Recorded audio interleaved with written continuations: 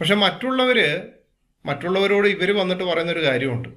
മറ്റുള്ളവരോട് പറയും ഇസ്ലാം എന്നാൽ സ്നേഹമാണ്, കരുണയാണ് എന്ന് വേണ്ട, അള്ളാഹുവിനും മുഹമ്മദിനും ഖുറാനും ഹദീസിനും ഇസ്ലാമിക ഗ്രന്ഥങ്ങളിലും ഇല്ലാത്തത് മാത്രമേ എന്തു പറയത്തുള്ളൂ, മറ്റുള്ളവരോട് ഇവർ പറയാറുള്ളൂ. ഇസ്ലാം കരുണയാണ്, സ്നേഹമാണ്, ദയയാണ്, ഇങ്ങനെ പലതും പറയും. കാരണം തക്കിയ പറയാൻ ഇസ്ലാമിൽ അനുവാദമുണ്ടല്ലോ.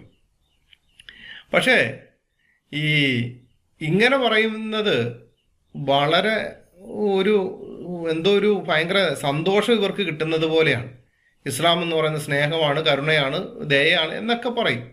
ഈ പറയുന്നത് ഇവരുടെ ധാരണ ഏതാണ്ട് ഭയങ്കര രോമാഞ്ചമാണ്. കാരണം സ്വന്തം വാപ്പാടെ തല വെട്ടി ഫുട്ബോൾ പോലെ തട്ടണം എന്ന് പറയുമ്പോൾ പുള്ളിക്ക് രോമാഞ്ചം ഉണ്ടായെങ്കിൽ ഈ പറയുന്ന ആളുടെ മുമ്പിലേക്ക് മറ്റൊരു മതത്തിലുള്ള ആൾ കടന്നു വന്നാൽ എന്തൊക്കെ ചെയ്തു കൂട്ടുമെന്ന് നമുക്ക് പറയാൻ പറ്റത്തില്ല. കാരണം ഇസ്ലാമിലെ സ്നേഹിച്ചില്ലല്ലോ, ഇസ്ലാമിലേക്ക് അടുക്കുന്ന